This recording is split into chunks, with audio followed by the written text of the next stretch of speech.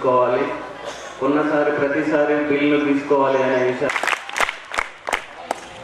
So ఒక్కసారి మీ అందరు కూడా విద్యార్థులు మరి మన పాఠశాల తరఫున మీ అందరు కూడా మీరు తర్వాత మీ తల్లిదండ్రులు వినియోగదారుల ఫోరం తరఫున మరి విద్యార్థులకు జాగ్రత్తలు తీసుకోవాలి. మరి మేము కరెక్ట్ చేసుకుంటాము.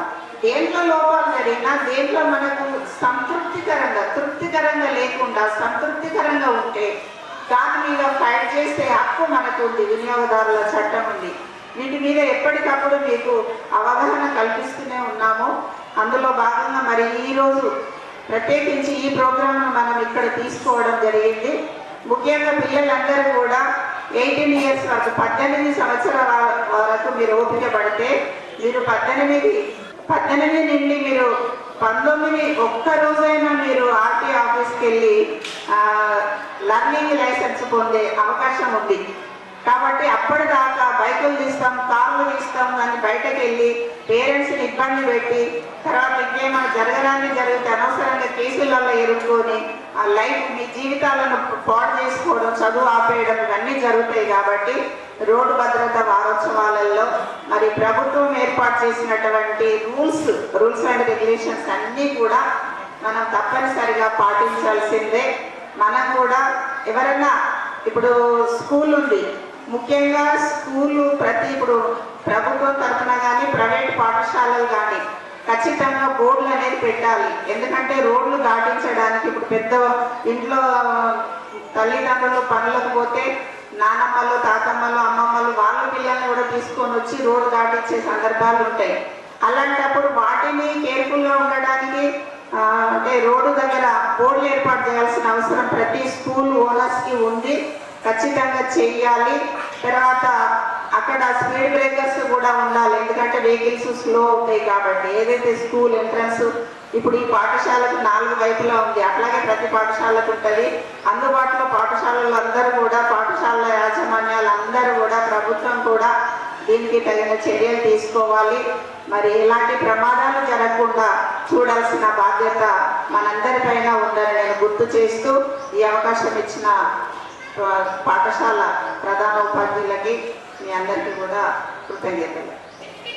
ప్రత్యేకించి వాళ్ళ పాఠశాలలో ఏర్పాటు చేయడానికి మా సమైక్య తరపున లక్ష్యం ఏంటంటే చాలామంది 18 సంవత్సరాల లోపు ఉన్నటువంటి విద్యార్థులు వాళ్ళ ఇళ్లలో ఉన్నటువంటి బైకులు కానీ కార్లు కానీ తీసుకొని రోడ్డు మీదకి వస్తున్నారు.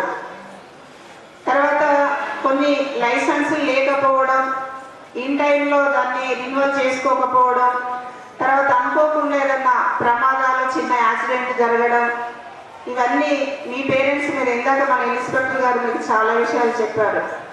మీ పేరెంట్స్కు మరి జైలుకి పంపించడం వరకు కూడా ఇప్పుడు కొత్త చట్టం చాలా పకడ్బందీగా ఉంది. 2019లో కొత్త చట్టంలో చాలా మార్పులు వచ్చాయి. దాంట్లో ఎక్కడ ఎవరిని కూడా వదిలిపెట్టే ప్రసక్తే లేదు. ఈవెన్ ఒక ప్రోడక్ట్ మనకు ఉన్నప్పుడు కూడా ఒక సెలబ్రిటీ ఆ ప్రోడక్ట్లో ఇవన్నీ ఉంటాయి, వాడండి బాగుంటుంది అని చెప్పి మనకు అడ్వర్టైజ్మెంట్ చేసినప్పుడు మా బంధుమిత్రులు అందరం కూడా రోడ్డు నియమాలను పాటిస్తామని మాటిస్తున్నాము.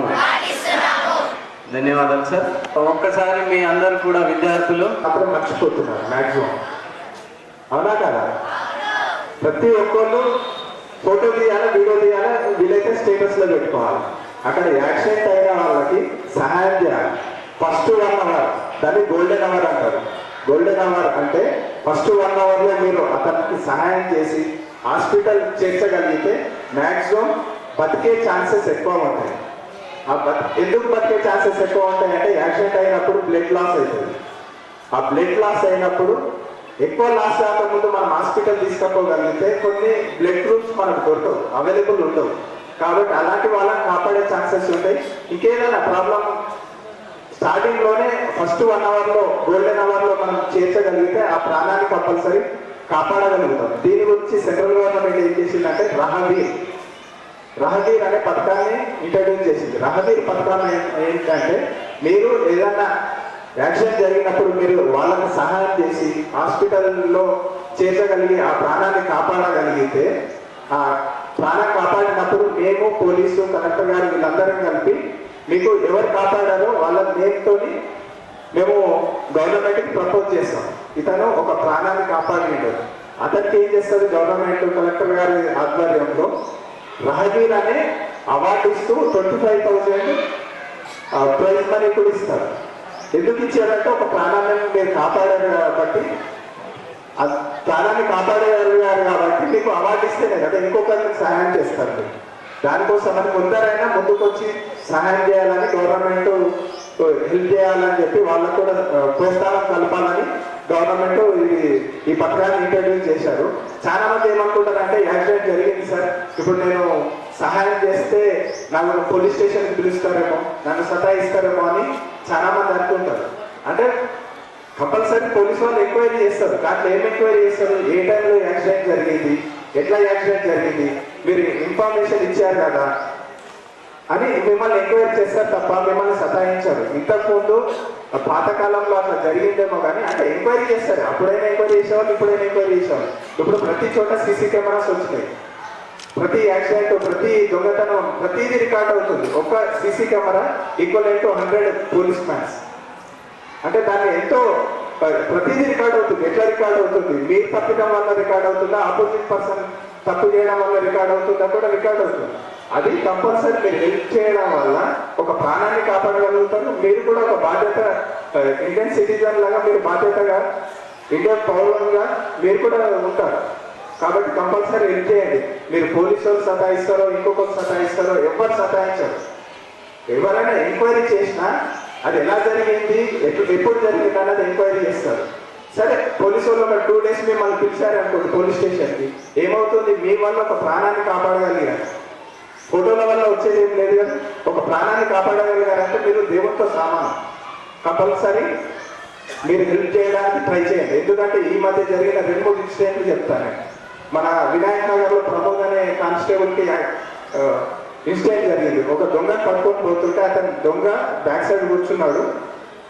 అంటే రెగ్యులర్ ప్రాక్టీస్లో ఏం చేస్తారంటే పోలీస్ వాళ్ళు ఎవరన్నా దొంగను కానీ హత్య చేసిన వాళ్ళు దొరికినప్పుడు పోలీస్ వాళ్ళు 100కి డైల్ చేసి వెహికల్లో వచ్చి వాళ్ళని తీసుకుపోవడానికి అంత టైం ఉండదు. కాబట్టి ఫస్ట్ ముందట కానిస్టేబుల్ మధ్యలో దొంగను ఎవరో పెట్టుకొని ఇంకొక పర్సన్ని మధ్యలో ప్రొటెక్ట్ చేసుకొని తీసుకెళ్తారు.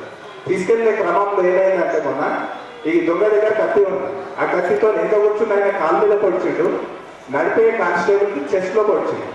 పొడిచినప్పుడు ఆయన కింద పడి విలవిలలాడుతుంటే అందరు ఫోటోలు వీడియోలు తీస్తున్నారు. కానీ ఒక్కరైనా మానవత్వంతో నేను హాస్పిటల్లో జాయిన్ చేస్తాను ఒక్కరు ముందరికి రాలేదు. ముందరికి వచ్చుంటే ప్రాణాన్ని కాపాడేవాళ్ళు కదా. సేమ్ ఇంకో కేసు మన వికారాబాద్లో ఒక టిప్పరు లారీ గుద్దింది. కంకర వచ్చి మీద పడితే 3 అమ్మాయిలు, ఒకటే ఇంట్లో ఉన్న 3 అమ్మాయిలు చనిపోయారు. తెలుసు కదా, ఇదైతే అందరికీ తెలుసు. ఓకే, ఆ ఇన్సిడెంట్లో కొందరికి ఇక్కడ వరకు కంకర పడ్డది, కొందరు కంకర మునిగిపోయారు. అయితే ఫోటోలు వీడియో తీసే వాళ్ళకు ఒక లేడీ అన్న కొద్దిగా ఆ కంకర తీస్తే నాకంటే ఇక్కడ వరకు ఉంది, వేరే వాళ్ళైతే కంకరలో మునిగిపోయారు, కంకర కొద్దిగా తీయండి అన్న, ఫోటోలు బంద్ చేసి ఫస్ట్ కంకర తీయండి అన్న అంటే ఆ పర్సన్స్ పారలేదు కదా నేను ఎట్లా తీయాలంటున్నాడు. చేత్తో తీస్తే కొద్దిగా ఓపెన్ అవుతుంది కదా, కంకర వెళ్ళిపోతే దమ్మాడుతుంది కదా. 10 మంది చచ్చిపోయే వాళ్ళు ఇద్దరైనా బతికేవాళ్ళు కదా 10 మందిలో. మనం చేసే ప్రయత్నం ఏంటంటే 100 మందిని బతికేయాలని కాదు, ఒక్కరినన్నా కాపాడగలిగితే చాలు అన్నది. మనం 100 చెట్లు పెడతాం, 100 చెట్లు బతుకుతాయని చెప్పలేం కదా, దాంట్లో 10 చెట్లైనా బతకాలి. అట్లనే మనం చేసే ఈ రోడ్ సేఫ్టీ మంత్ ఈ అవేర్నెస్ ఏంటంటే అట్లీస్ట్ ఒక 10 ప్రాణాలన్నా కాపాడగలిగితే మంచిది అన్నది ఆ ఉద్దేశంతో నేను చెప్పేది. ఇంకొక ఇన్సిడెంట్, ఈ మధ్య ఒక బస్సు యాక్సిడెంట్ జరిగింది కర్నూలు. ఒక నైట్ బస్సు బైక్ గుద్దడం వల్ల బస్సు కాలిపోయి బస్సులో ఉన్న 40 మంది చనిపోయారు. గుర్తుంది అందరికీ ఈ ఇన్సిడెంట్. ఎందుకు జరిగిందని, బైక్ నైట్ రోడ్ పై పడి ఉంది. అంటే పడి ఉంది అంటే గాలికి వచ్చి పడదు కదా, గాలికి వచ్చి పడదు కదా. అంటే ఆ బైక్ నడిపే అతను ఒకటో ఇద్దరు బైక్ మీద పోయే వాళ్ళు స్కిడ్ అయి పడ్డారు. అంటే ఇంజురీ అయిన ఉంటారు, లేదు అంటే చనిపోయాను ఉంటారు. చాలా అప్పుడు ఆ జరిగిన తర్వాత పోలీసు వాళ్ళు ఎంక్వైరీ చేశారు. ఆ 10-15 మినిట్స్లో ఎన్ని వెహికల్స్ క్రాస్ అయినాయి అని కొన్ని బస్సులను కార్లను ఎంక్వైరీ చేస్తే వాళ్ళు మేము బైక్ మీద చూసి పక్కకి వెళ్ళిపోయినాం సార్ అన్నారు. సరే బస్ అంటే వెళ్ళిపోయింది, కార్ వాళ్ళైనా చూసి వచ్చి 100కి డైల్ చేసో లేకపోతే 108కో డైల్ చేస్తుంటే ఆ బైక్ పక్కకు లాగి ఉంటే ఈ బస్సు యాక్సిడెంట్ అయ్యి చనిపోయే వాళ్ళు కాదు కదా. అంటే మానవత్వంతో ఎవరు ఆలోచించట్లేదు.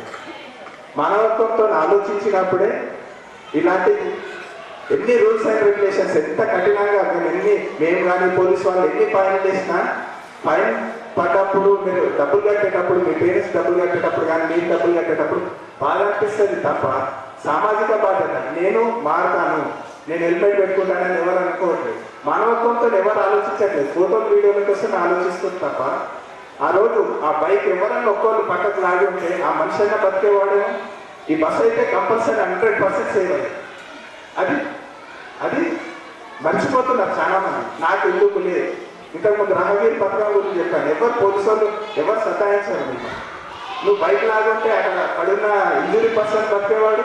ఈ బస్ అయితే 100% బస్సులో ఉన్న వాళ్ళు బతికేవాళ్ళు కదా 40 మంది. అంటే ఎవరు తప్పిదం ఇది? మానవ తప్పిదమే. డ్రైవర్ నిర్లక్ష్యం కదా.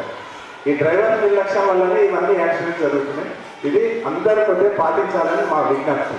తోటి వారిని సహచరులను ఈ నిబంధనలు పాటించే విధంగా చైతన్యపరుస్తానని ఇదంతా ఈ దేశ పాలనలో విగతశుద్ధిగా నా కర్తవ్యాన్ని కొనసాగిస్తానని ఆత్మసాక్షిగా ప్రతిజ్ఞ చేస్తున్నాను.